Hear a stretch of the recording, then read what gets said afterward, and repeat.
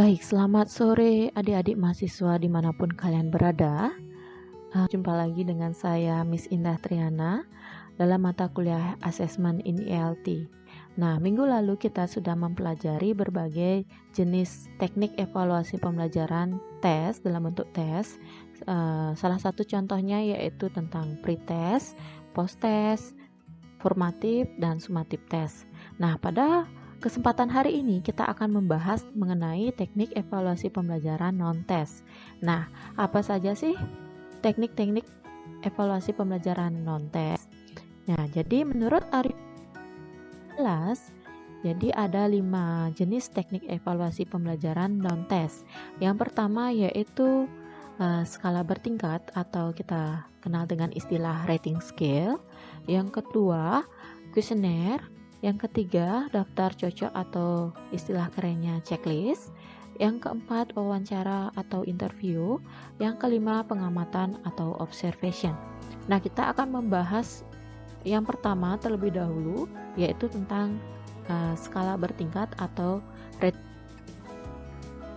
Baik, skala bertingkat atau rating scale di sini merupakan sebuah penilaian yang didasarkan pada suatu skala.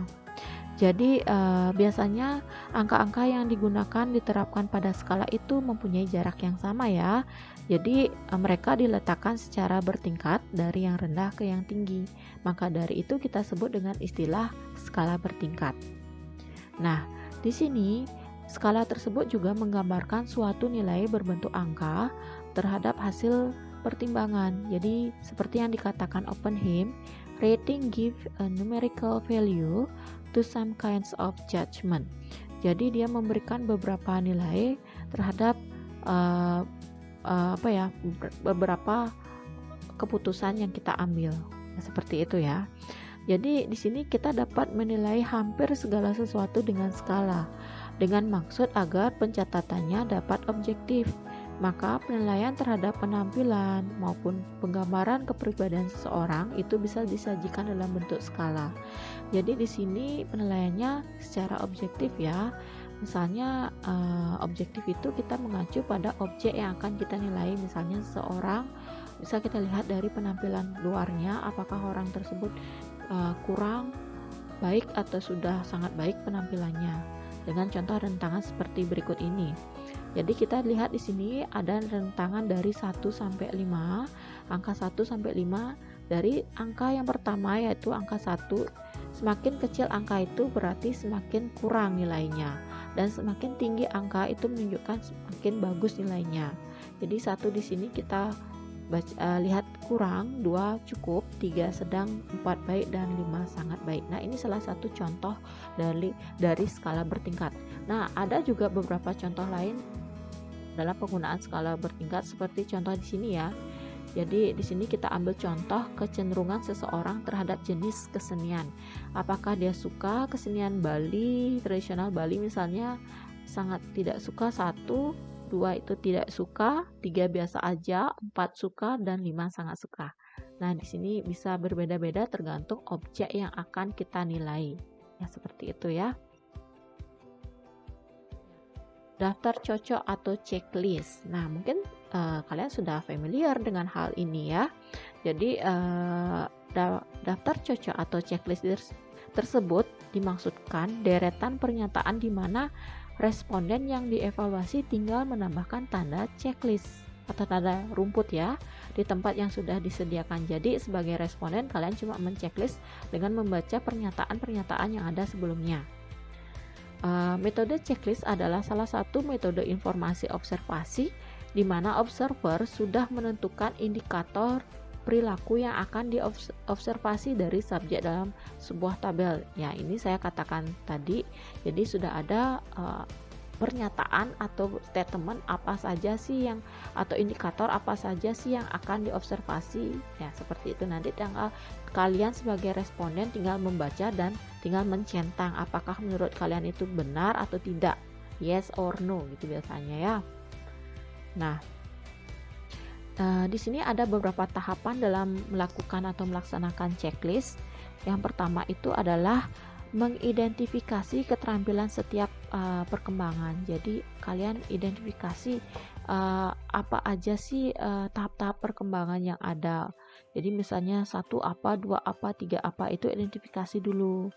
Setelah kalian mengidentifikasi, yang kedua kalian membuat daftar dari perilaku yang diharapkan. Oke, dari perkembangan A ini contohnya dalam sebuah perkembangan ya, misalnya perkembangan anak seperti itu ya. Jadi perkembangan si A harusnya seperti ini, sudah bisa membaca, sudah bisa menulis seperti itu. Jadi daftar perilakunya seperti apa. Perkembangan anak toddler, misalnya toddler itu kan umur 2 tahunan ya, sudah bisa meniru suara, sudah bisa berjalan seperti itu. Terus preschool, anak-anak yang di bawah TK atau yang masih 4 tahunan ya. Jadi apa aja perilaku yang mencolok, misalnya sudah bisa berlari, sudah bisa melompat dan sebagainya. Seperti itu dimaksud dengan membuat daftar perilaku ya. Setelah itu membuat contoh perencanaan yang akan dituliskan dalam checklist. Misalnya apakah si anak ini sudah mampu menirukan suara apa saja, suara benda ya apa tidak, suara hewan ini ya apa tidak, atau suara benda ini ya apa tidak, kayak gitu. Atau siswa ini sudah bisa membuat angka berapa, 1 sampai 10, 11 sampai 20, yang mana akan kalian checklist di sana. Nah, itu disebut dengan contoh perencanaan yang akan dituliskan dalam checklist. Dan yang terakhir menyimpan catatan checklist, salah ketik, untuk dilaporkan. Jadi kenapa penting? Karena dari laporan catatan-catatan itu kalian bisa melihat milestone perkembangan. Jadi jangan sampai hilang. Jadi di sana sebagai laporan bahwa si A memang benar-benar melakukan ada peningkatan atau perkembangan dalam pembelajaran, misalnya seperti itu. Ya, jadi jangan dihilangkan itu sebagai bukti bahwa siswa tersebut dia berkembang, siswa tersebut dia bisa dari awalnya yang malu menjadi bisa ya, ada perkembangan di sana. Jadi jangan dihilangkan seperti itu ya. Nah, ada pendapat yang mengatakan bahwa sebenarnya skala bertingkat dapat digolongkan ke dalam daftar checklist, karena dalam skala bertingkat responden juga diminta untuk memberikan tanda cocok pada pilihan yang tepat. Nah, di sini saya akan membahas sedikit perbedaan checklist dan rating skill, karena ini sangat mirip sebenarnya, tapi beda. Nah, jadi di sini rating skill adalah perluasan dari checklist. Jadi perbedaan dengan checklist adalah pada rating skill observasi mengindikasi judgment, jadi dalam bentuk frekuensi dan kualitas karakteristik performa, misalnya sangat baik, sedang, dan kurang. Jadi di rating skill itu dia satu itu ada deskripsinya apa, misalnya kurang baik, 5 itu sangat baik, itu ada deskripsinya pada rating skillnya. Sedangkan pada checklist di situ hanya menceklis atau menuliskan hadir tidaknya perilaku, ada apa tidak gitu, yes or no, itu aja checklist. Sementara pernyataannya sudah disiapkan di sebelumnya, seperti itu ya. Jadi contoh di sini ada contoh checklist ya, deskripsi yang diberikan sesuai dengan kondisi Anda. Jadi ada deskripsi atau ada statement pernyataan, tanggapannya yes or no. Jadi kalian tinggal checklist aja. Nah, jadi checklist ini tidak ada isi keterangan deskripsi artinya kurang atau sangat baik, tidak. Kalau itu adanya di rating skill. Kalau checklist dia hanya mengisi tanda rumput pada tempat yang kalian pilih sesuai dengan kondisi kalian. Seperti itu. Baik, saya akan lanjut lagi. Lanjut ke kuesioner. Nah, sebenarnya kuesioner ini ada 2 ya.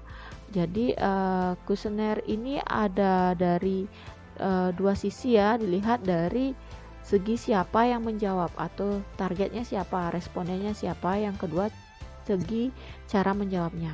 Nah, dari yang pertama itu kita akan melihat dari segi yang siapa menjawab, yaitu ada dibedakan menjadi 2, kuesioner langsung dan kuesioner tidak langsung. Sementara dari segi cara menjawab, dia dibedakan juga menjadi 2, yaitu kuesioner tertutup dan kuesioner terbuka. Nah, apa sih kuesioner itu?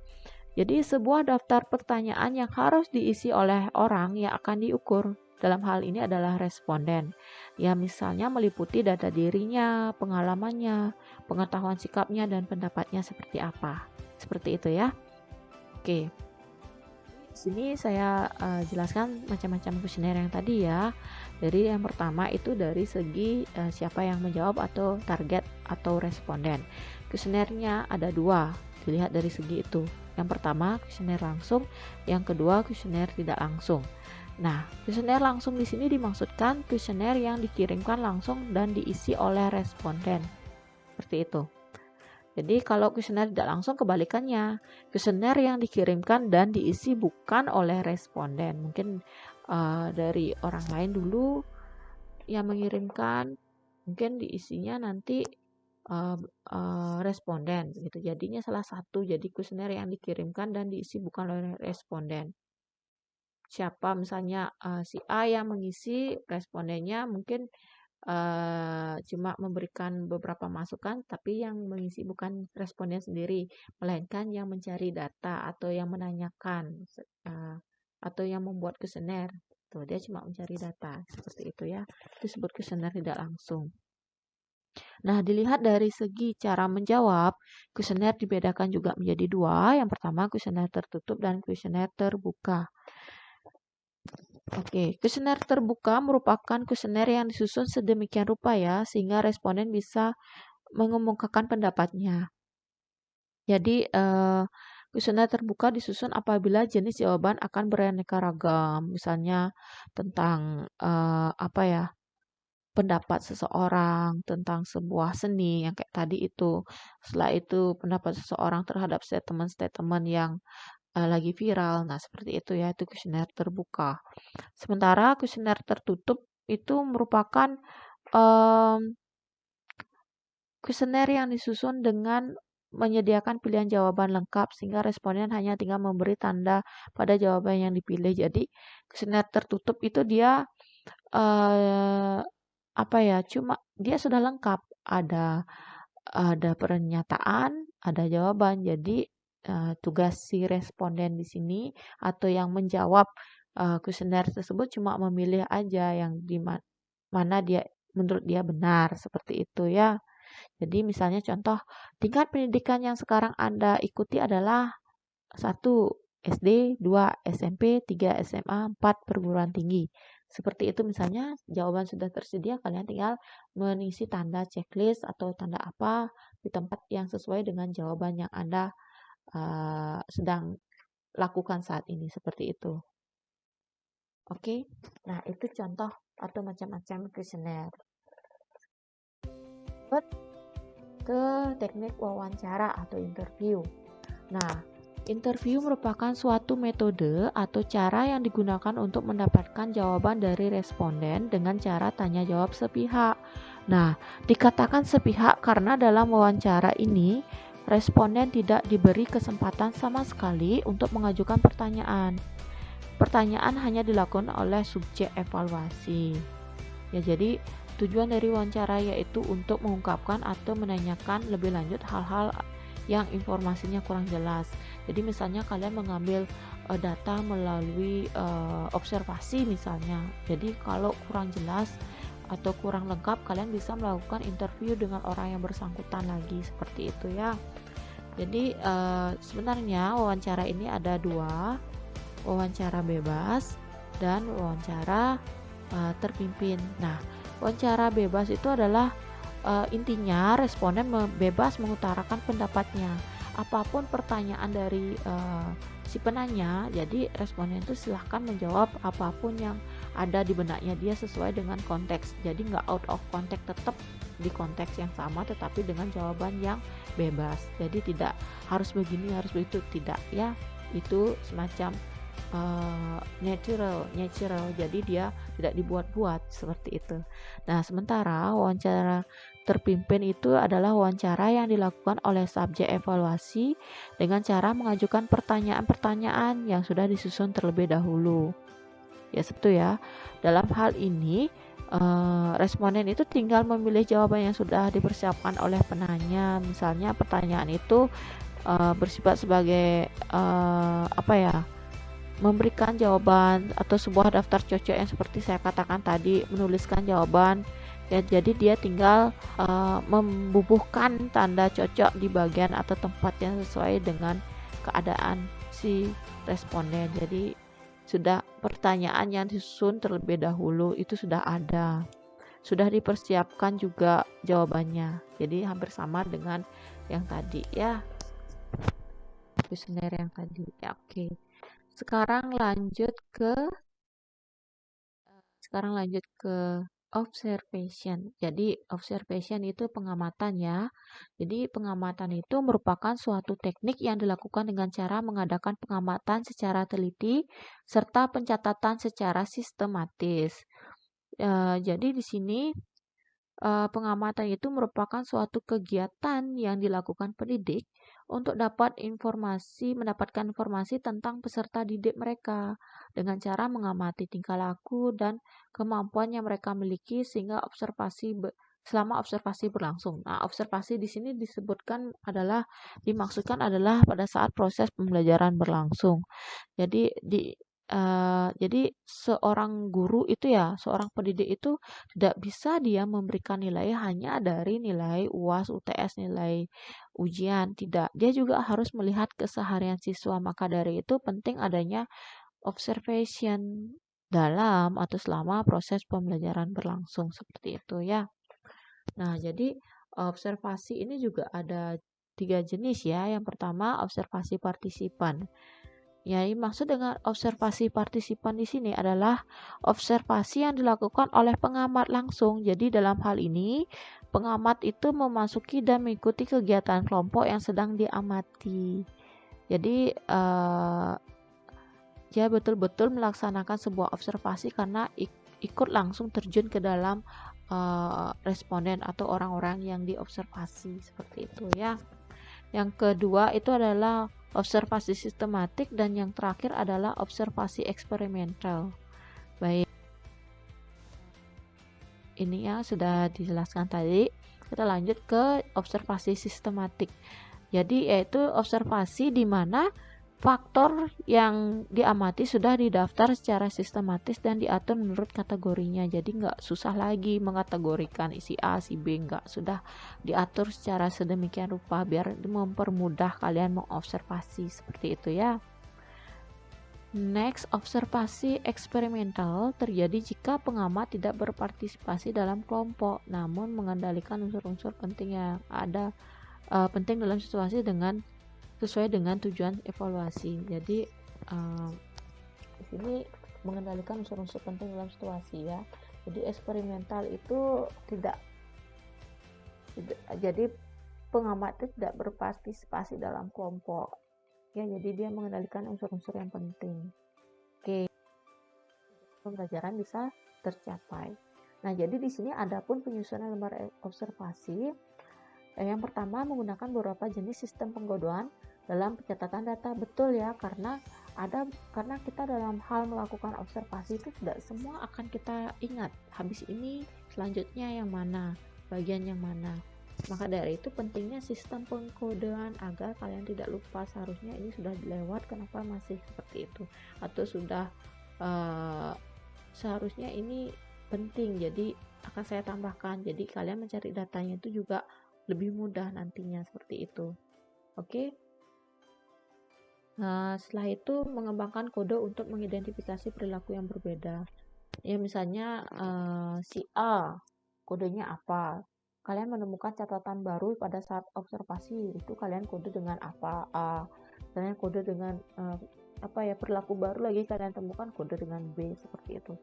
Jadi menggunakan kode untuk mengidentifikasikan perilaku yang berbeda. Yang ketiga, memberikan ruang untuk mencatat apa yang tampaknya menjadi gangguan. Ya, jadi mencatat apa yang kurang penting atau kurang relevan dengan apa yang kalian sedang cari, sedang observasi, namun kalian rasa itu penting. Jadi harus ada satu halaman untuk mencatat hal tersebut. Jadi nanti jika sewaktu-waktu kalian butuhkan, jadi perlukan, kayaknya yang kemarin itu masuk deh, coba dicari masih ada, tidak hilang. Jadi seperti itu. Jadi kalian harus memberikan ruang, ada satu penyimpanan, satu halaman saja untuk menyimpan hal-hal yang tampaknya tidak relevan namun menurut kalian itu penting, seperti itu ya.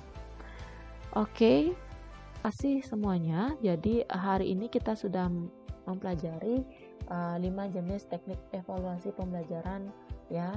Teknik non-test, yang pertama itu ada rating skill atau skala bertingkat, yang kedua itu ada kuesioner, yang ketiga itu adalah checklist, yang keempat pengamatan, dan yang kelima observasi.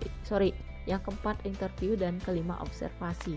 Baik, saya harap kalian bisa mengerti dengan apa yang sudah saya jelaskan, dan seperti biasa untuk memfollow up pertemuan kita, meeting kita pada hari ini, kalian ada beberapa tugas yang harus dikerjakan sesuai dengan materi kita pada hari ini.